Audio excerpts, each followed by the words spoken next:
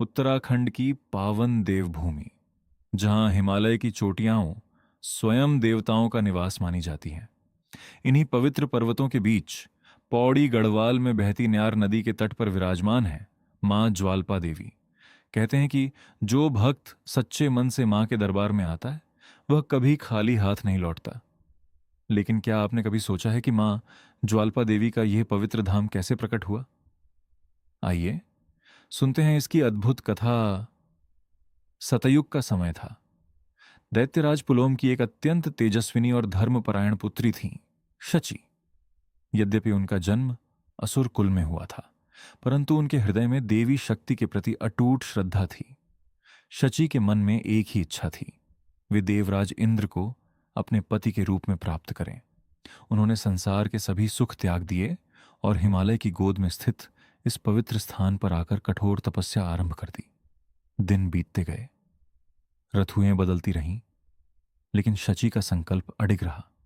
उनकी भक्ति और समर्पण से प्रसन्न होकर एक दिन संपूर्ण वन दिव्य प्रकाश से भर उठा। अचानक एक तेजस्वी ज्योति प्रकट हुई। वह कोई साधारण प्रकाश नहीं था, वह स्वयं आदिशक्ति मां पार्वती का दिव्य स्वरूप था। अग्नि के समान प्रज्वलित उस स्वरूप को देखकर शची भाव विभोर हो गईं और माता के चरणों में नतमस्तक हो गईं। मां ने स्नेहपूर्वक कहा, पुत्री, तुम्हारी भक्ति से मैं अत्यंत प्रसन्न हूं। तुम्हारी मनोकामना अवश्य पूर्ण होगी। माता के आशीर्वाद से शची का विवाह देवराज इंद्र के साथ हुआ और वे इंद्राणी के नाम से समस्त देवताओं की रानी बनी। कहा जाता है कि मां उस दिन जिस दिव्य ज्योति के रूप में प्रकट हुई, उसी कारण इस स्थान का नाम पड़ा मां ज्वाल्पा देवी।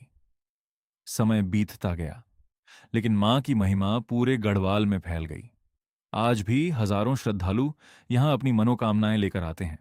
विशेष रूप से ऐसी मान्यता है कि अविवाहित कन्याएं यदि श्रद्धा और विश्वास से मां की आराधना करें तो उन्हें योग्य जीवन साथी का आशीर्वाद प्राप्त होता है, जैसे माता ने शची की इच्छा पूर्ण की थी। गढ़वाल के अनेक परिवार, विशेषकर थपलियाल और बिष्ट वंश, मां ज्वाल्पा देवी को अपनी कुलदेवी के रूप में पूजते हैं। पीढ़ी दर पीढ़ी श्रद्धा का यह दीपक आज भी उसी आस्था से जल रहा है। मंदिर की सेवा और पूजा का दायित्व भी वर्षों से अंथवाल परिवार निभाता आ रहा है, जो इस धाम की प्राचीन परंपरा का महत्वपूर्ण हिस्सा है।